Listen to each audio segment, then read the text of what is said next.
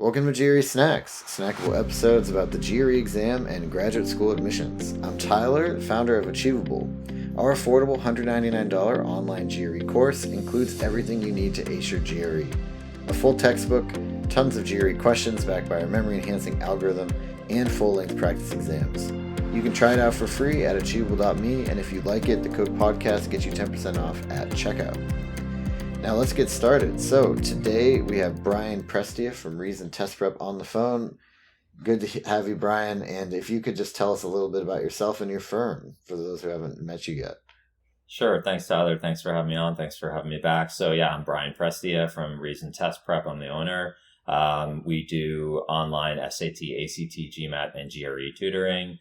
And I have a long history with these tests, especially with the GRE. That was the first test that I ever tutored. And we focus really mostly on GMAT and GRE at this point. That's really, I would say, our specialty. Yeah, fantastic.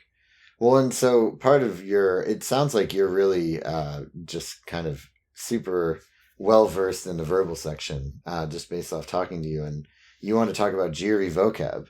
And for the listeners, we had another guest earlier, Charles, who basically, his point of view is like vocab, it's not the best return on your investment for your time. You should focus on other things. Brian and Charles are good friends. So Brian wants to come in here and offer his own point of view, which I think will be pretty fun. And we always love to have multiple opinions here on the show. Yeah. So, Charles and I are friends, and I'd say we overlap almost entirely. That's part of why we're still friends after all these years of being in the trenches doing GMAT and GRE stuff. I think we almost entirely agree. I guess let me start with the point of agreement and then go to slight point of disagreement. So basically, studying vocabulary is not the best use of your time. I mean, there are other things that you should, so I think I said, in a previous episode, obviously, we really focus on reasoning. That's really, this is the opposite. Studying vocab is literally the polar opposite of working on your, reasoning and problem solving and critical thinking skills. Mm-hmm. So yeah, I definitely don't think that studying vocabulary should be the first item on the list. But I would argue that for some people, you're not going to increase your score without increasing your vocabulary. And for some people, that is the primary thing they really need. I would also say that it's almost guaranteed to raise your score a few points. When someone comes to us and they're at a 160 verbal and they're looking for a 163 or 164. And, we go through questions with them and it's clear that the main reason they're missing things is they just don't know the words, right? Like they actually have good reasoning tactics, or they understand the sentences. They understand exactly what words should go in the blank, right? So they could make a perfect prediction on what goes in the blank, but then they get to the answers and they don't know half the words. Well, okay, you got to go study vocab, and there's just nothing else that we can do for you. And I would also add that it's, because we do tutoring, right? So I'm focused on what we can do for people in our tutoring sessions and what people can do on their own. And, some of the reasoning stuff, that stuff it's hard to connect those dots on your own. So we often have to really show that to people in sessions and try to make sure that they're staying on the path when they're off doing their own homework. And then sometimes they're not. And when we see them the next time, we need to kind of pull them back on the path. But vocab study is definitely something that you can do, right? I mean, there's ways that we can talk about the ways to do it well, but that's something that you can really hand over to someone else and be like, go do this. And you can get a score increase on your own. You don't need really any help other than just some guidance on how to do it. Right. Yeah, exactly. And I think that in particular with those sentence completion problems and things like that, knowing the vocab can sometimes just help you understand why an answer is wrong. Yeah. Because a lot of times, if you just don't know a word, you're just kind of is this the right answer just because I just don't know what this word is? And it's actually a much better fit? Or is it actually the technically correct right answer? Yeah. And this word doesn't fit, right? Yeah. Yeah. And I would also differentiate between the text completions and sentence equivalence questions. The text completions, the words tend to be not as hard. People tend to know those words, even coming in, not having studied for the GRE. They typically, if they're getting those wrong, it's usually more a failure of reasoning and a failure of understanding how to really, apply the right strategy on those questions. Whereas with sentence equivalents, when people are getting those wrong, there just isn't that much strategy or reasoning that goes into it. It's just, it's typically just pretty hard words. And, again, you want to get those questions right, know the words. Basically, there isn't a whole lot more to it than that. Yeah. So then knowing the words means studying, which studying vocab is always fun. There's flashcards and there's a million other things. I'm curious, when we were getting kind of ready, you said you had a few different types of methods for approaching vocab. So I'd love to hear you kind of talk about them and even rank them, or if you want to prescribe them to different types of people. That would be pretty interesting. Yeah. So I don't, first of all, I don't think I'm by any means the expert in vocabulary lists or in exactly how to acquire vocabulary, but we've been doing this for 20 years. And so I end up studying, I did this myself. That's the other thing I should have said about studying vocab. Like when I go in and take the GRE, and I'm every time I take it, I'm aiming for a perfect score. There's really nothing for me to do at this point other than, just refresh some vocab. There's nothing else that's going to influence, for me, like my score. So, anyway, I do it too, right? Like I actually study vocab. So it's not just kind of what we teach. Anyway, so I would maybe just break this into kind of two compartments. One is, what words do you study? Number one. And then secondly, how to study them. So maybe let me start with what words to study. Yeah. So what we provide with students, and again, I'm sure there's better lists out there and there's other ways to do this, but what we do is there's two separate types of lists. One is a list of individual words, and actually the Barron's 800 list is a very popular one. I think that's a very good list. A lot of those words are words that just recur on over and over on the test. So that's the list that we use, and for that, there's actually two. So here, the thing is that, okay, how are you going to learn individual words, right? So it's helpful to learn them in context. I mean, this is one thing that I think Charles was talking about is, you can study these words and you're probably going to forget them, and that's not how you acquire words. And he's totally right, obviously, about that. I think the key there is that if you're going to try to learn, individual words, learning them with some association is the key. And so on Quizlet, you can find this on Quizlet, and this is something that we provide to our students. There's just a list of 800 words and definitions, but then there's versions of that list where there's sample sentences. That's really helpful, right? Is seeing the word in context and understanding how you would actually use that word. That I think is critical to remembering it. And then there's another list that we didn't compile, but it's out there where it's like actual pictures. I think it might even have some sample sentences too, but it's like mostly visuals of those words. And that's another way to help create a visual association with the word. So those are the two lists we use. We kind of give our students a choice, like either use the ones with the pictures or the ones with the sample sentences if you're going to learn the words from this individual list. And then there's a whole nother type of list that we provide, which is a word groups list. So the other way to do this is kind of almost the opposite mentality. This is just like sheer memorization. And for this latter type of studying, we suggest that you do it close to your test date, because it's the kind of thing you're just going to cram it, and like 2 days after the test, you're going to forget 95% of the words, basically. So it's a bit wasteful, really. Like you're not going to actually go through life knowing these words, but for 3 weeks, you could kind of memorize them, and then that's good enough for the score. So it's a bit of a cynical take on it. So where does a word group composed of, or like, what do you mean? How do you set that up? Yeah. So we have a list that has about 70 groups, right? So groups like praise, criticize, commonplace, or, some category.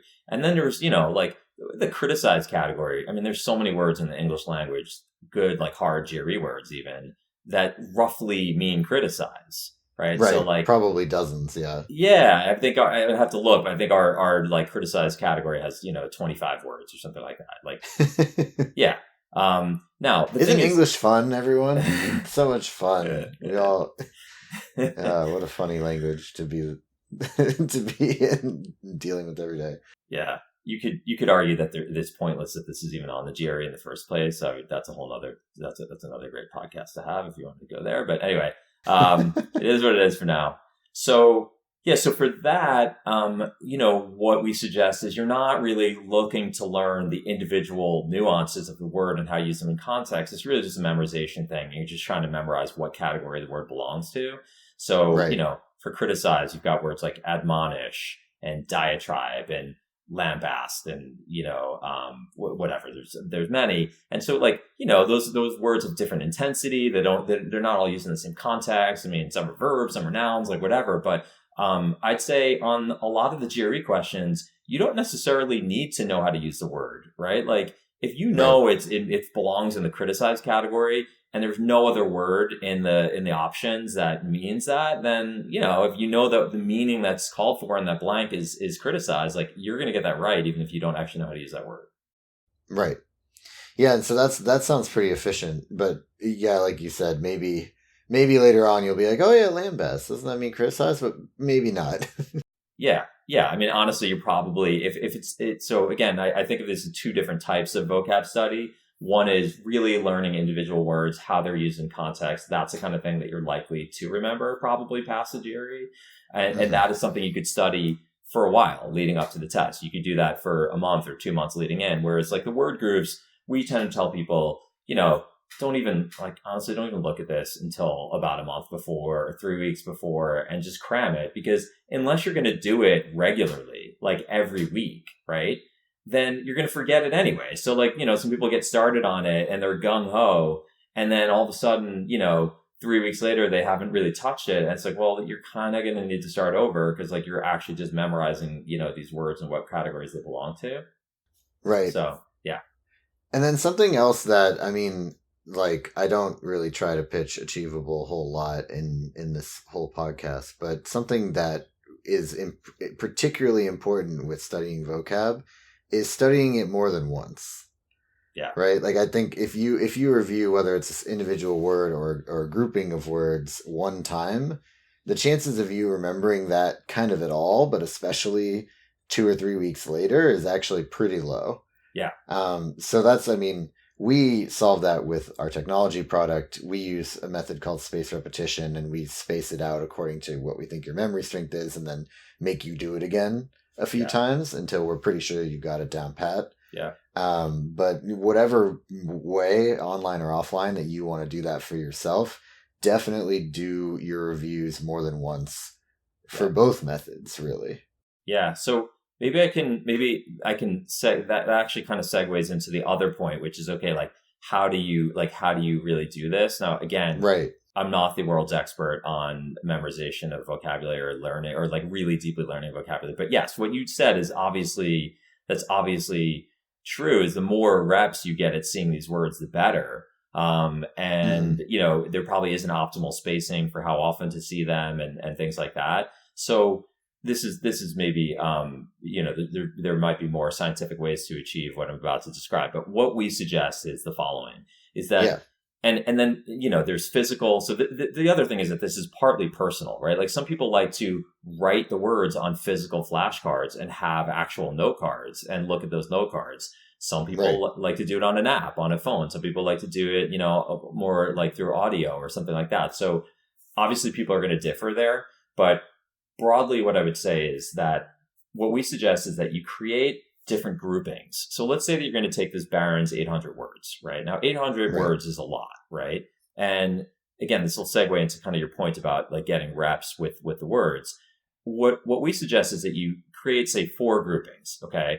And the 2 extreme ones would be words that you already know, right? So first of all, take those and just remove them out. If you already know the words, just take them out. Now you're down to 600 words or, something like that. So that already feels better. You just conquered 200 words.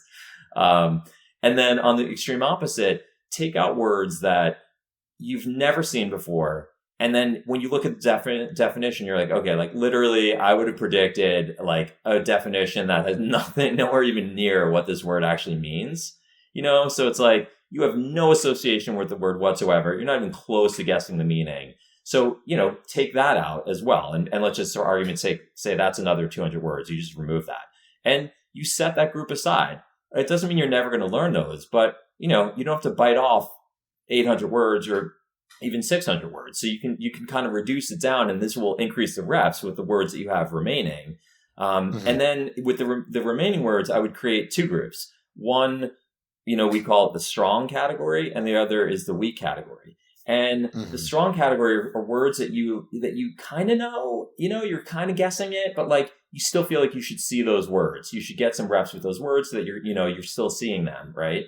And then the weak category are words that you think you could learn. You kind of know them, but not really, or you're close enough to learn it. Once you see it, like, oh yeah, I kind of could have guessed that, but I didn't guess it, like stuff like that.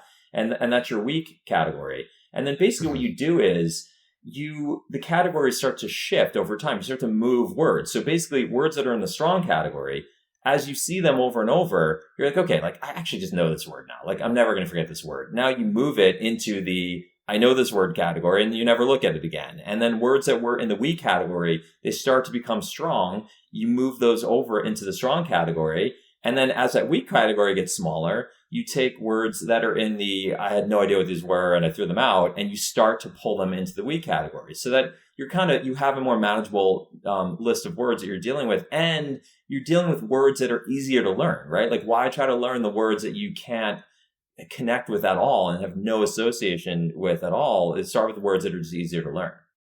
Right. And you're narrowing it down so that you're basically the first goal is to get as much off your plate as possible. Yeah. Right. And then the second goal is, now that a bunch of other stuff is off of your plate, now you can figure out the stuff that you don't know. Yes. Yep. Yeah. Yeah, that totally makes sense. And it's funny because you were like almost describing like how our algorithm does sorting a little bit, like to an extent. And it's pretty similar approach, right? Like essentially what I just said, you get the stuff out of the way. Don't, like, I would say maybe review it like one more time, like a week before the test. But otherwise, try to get it off of your plate as much as possible and focus on the stuff you don't know. Yeah. Do you have any other tricks for those last 200 words that are just total anomalies that you've never seen before? Yeah, that's a good question. I think the key is drawing the right association, right? So you have to, and again, I haven't gone through this myself and trying to learn words myself. I mean, this isn't just, what we teach. I can even just say this from a personal experience thing. I don't have a great rote memory, like I'm not great at just memorizing things. So if I don't really understand them, it's hard for me to remember them. So, right. I think if, I remember going through this and like creating the sentences myself, right? As opposed to just ripping them off of a prefabricated flashcard or whatever, where there was a sample sentence. Maybe go and find the word yourself in the wild. And this way you really connect to the word and you're like, oh yeah, I remember that was from like a Virginia Woolf like novel or I don't know. Or some New York Times article, and you kind of draw some connection to it. I think that's one thing. And the other thing is this is kind of, I'm cheating here a little bit because I'm kind of dodging the question, but I think you also just need to not stress, right? Like there's unlimited words. You're never going to learn all the words. Like what if I put a list of 2,000 words in front of you? Or what if it were 400 instead of 800? Like, it's a bit arbitrary, the number that you're trying to learn. So just, you tackle what you can tackle and that's it. Right, exactly. I love that suggestion, though, of like, I bet if you have a word that you've never seen before and you Google it, just the word by itself, and maybe you click the news tab, the likelihood that there's going to be something is pretty high. Right? Chances are it'll be in the New York Times or something like that, right? Yeah. But that's exactly the kind of material that they're asking you to digest anyway, usually. Yeah. And the process of going and looking for it and writing it down, obviously itself will help, as opposed to just looking at this like prefab flashcard where someone's already put a sample sentence down for you. So yeah, exactly. It ties to different parts of your memory. That was something when I used to handwrite a lot of my notes down before a test, like to make like a cheat sheet. And it wasn't even like I could bring it in. I would just do that to like it would help me remember that much more.